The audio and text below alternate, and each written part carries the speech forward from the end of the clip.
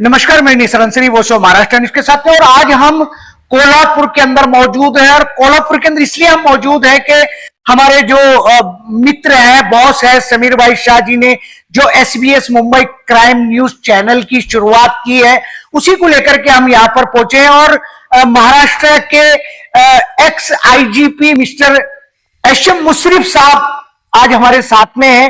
ये हमारे लिए बहुत बड़ी बात है कि SM मुशर्रफ साहब जी जो है आज हमारे चैनल से बात करने के लिए रेडी हुए। वो पहली बात ज्यादा इन सब इंटरव्यूज में ज्यादा इंटरेस्ट भी नहीं रखते, लेकिन थैंक्स अलॉट कि आपने हमको अनुमति दी।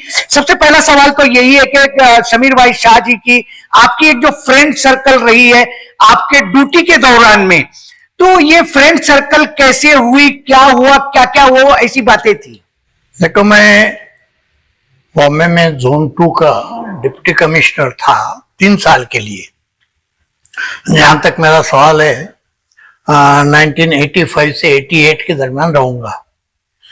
उसी दरमियान मुझे अभी याद नहीं आ रहा कब हो गया, लेकिन मेरे आने के बाद 1 साल में ही मेरी इनकी पहचान हो गई। 2-3 चीजें हो सकती हैं। उस वक्त ये जो मूवी के कैसेट निकलने की जो इंडस्ट्री थी वो बहुत बूम में थी, और बहुत से कैसेट कंपनीज जो थे इनके फ्रेंड्स थे। तो मुझे लगता है कि वहीं से फ्रेंडशिप हुई होगी। या दूसरी बात थी कि यहाँ प्रेस के काफी लोग इनको जानते थे, उनके थ्रू होगी, या किसी पुलिस ऑफिसर के थ्रू कैसी हो गई पता नहीं। लेकिन करीबन 1986 में हमारी उनकी जान पहचान हो गई, और वो उनकी जो फ्रेंडशिप है वो आज तक चालू है। मुशर्रफ जी, जिस तरीके से हम जानते हैं डिपार्टमेंट को और जनता को, जब पुलिस के साथ कोई फ्रेंड सर्कल करता है तो वो कहीं ना कहीं पुलिस को इस्तेमाल करता है या पुलिस उसको इस्तेमाल करती है। तो ऐसा अनुभव भी कभी आया कि समीर भाई शाह ने आपको इस्तेमाल किया है? ऐसा तो कभी नहीं। वो सिर्फ हमारे फ्रेंड थे, उनके फ्रेंडशिप से और उनके जो फ्रेंड्स थे वो भी हमारे फ्रेंड्स बन गए, तो हमारा फ्रेंड सर्कल थोड़ा बढ़ गया। ऐसे तो पुलिस के साथ कुछ लोग फ्रेंडशिप करने को बहुत इच्छुक होते हैं और कुछ बिल्कुल नहीं चाहते। तो जो इच्छुक होते हैं उनका कुछ ना कुछ मकसद होता है, उद्देश्य होता है। तो ये जो फ्रेंडशिप थी इसमें उनका कोई उद्देश्य नहीं था, ये म्यूचुअल अंडरस्टैंडिंग की फ्रेंडशिप थी। एक दूसरे को मदद करते थे। कभी कभी पुलिस में ऐसे कुछ प्रॉब्लम आ जाते कि कहीं उन्हें प्रेस की हमें मदद लगती, तो उस वक्त प्रेस की थ्रू हमें मदद करते थे। कभी कभी इनके फ्रेंड या कोई उनको गलती से किसी ने कुछ तकलीफ दी होगी तो उनके तो आ जाते, तो उनको हम मदद करते थे। जहां जिस पर भी अन्याय, मेरा तो इस सर्विस में हमेशा ये प्रिंसिपल रहा है कि जिस पर अन्याय होता है उसे मदद करें। तो ऐसी कोई केस आती तो उसे मदद करते थे। तो ऐसा हमारा म्यूचुअल अंडरस्टैंडिंग और फ्रेंडशिप थी। मुशर्रफ जी, मैं एक चीज और देख रहा था कि जिस तरीके से मुंबई शहर पे आतंकवादी हमला हुआ, जिसके अंदर बहुत सारे जो अधिकारी थे बलिदान दे दिया उन्होंने देश के लिए, और उसके बाद आपने एक 300 पेजेस की एक किताब लिखी, किल्ड ऑफ द करकरे। तो ये किताब लिखने की आपको क्या आवश्यकता पड़ी? वो किल्ड करकरे जो किताब मैंने इसलिए लिखी कि जब ये हमला हो गया, तो हमला होने के बाद मैं हर रोज न्यूज़पेपर उसके बाद 2-3 दिन देख रहा था। तो और वो मैंने पुलिस ऑफिसर रहने से जो हो रहा था वो मैं मेंटली रिकॉर्ड करता था, क्या क्या हो रहा है। और जब कुछ दिन के बाद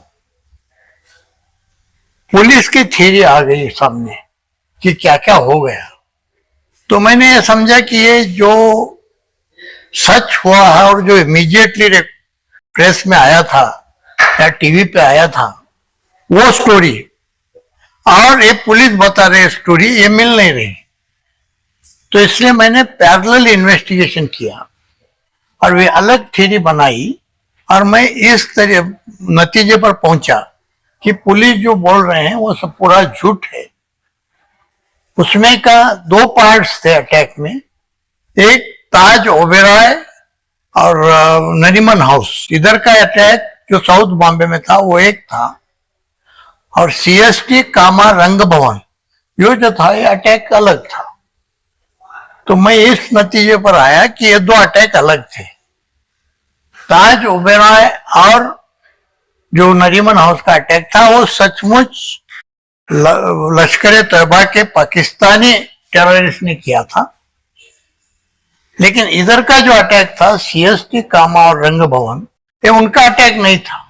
ये होता है, पॉलिटिकल प्रेशर होता है पुलिस अधिकारियों के ऊपर, और वो कहीं ना कहीं सही करना तो चाहते हैं लेकिन प्रेशर में आकर के वो गलत भी कर देते हैं। तो क्या कहोगे उन अधिकारियों के लिए कि क्या उनको अंडर प्रेशर काम करना चाहिए या फ्री मेंटेलिटी से लोगों को न्याय देना चाहिए? नहीं, आप जो दूसरे टाइप के ऑफेंसेस बोलते हैं कि मर्डर है, डकैती है, ये है वो है, उसी में कभी कभी पॉलिटिकल लोगों का प्रेशर आता है, तो उनका लोकल मामला रहता है, पॉलिटिकल प्रेशर आता है।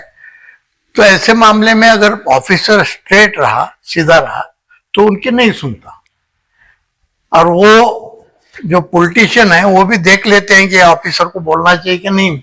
आज तक मुझे किसी ने नहीं बोला कि झूठ करो करके।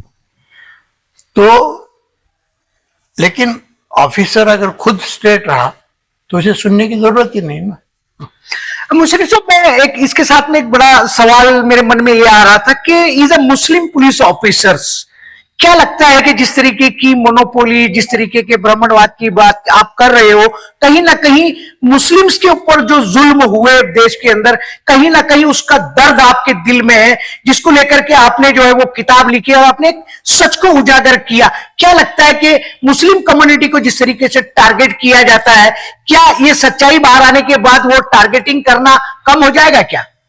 नहीं, टारगेटिंग करना काफी कम हुआ है, और मैंने वो सिर्फ मुस्लिम थे इसलिए नहीं किया। नहीं, मैं वैसा तो कोई रिलीजियस आदमी नहीं हूं। मैंने इसलिए किया कि एक ग्रुप पर, कुछ लोगों पर 100% नहीं 200% झूठा इन्वेस्टिगेशन किया जा रहा है। 200% इसलिए बोलता हूं, 100% इसलिए, 100% इसलिए कि सच जो थे उनको छुपा रहे हैं, और 100 इसलिए कि बिल्कुल इनोसेंट को अरेस्ट कर रहे हैं। तो दोनों मिला के 200% झूठा इन्वेस्टिगेशन हो रहा था।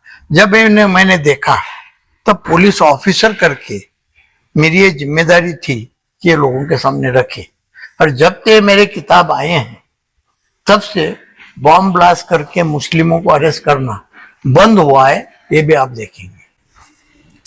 ये अपने आप में बहुत बड़ी बात है कि ऐसे मुशर्रफ साहब ने अपने कार्यकाल के दौरान जो देखा और जो सच का इन्वेस्टिगेशन उन्होंने किया, किसी पुलिस अधिकारी के पास इतनी फुर्सत नहीं होती है कि वो इस तरह के मैटर्स का इन्वेस्टिगेशन करे या उस पर कोई किताब लिख करके समाज में कोई जागरूकता लाने का प्रयास करे। लेकिन एक बहुत बड़ा हिम्मत का काम उन्होंने किया और उन्होंने 300 पेज की किताब लिखी।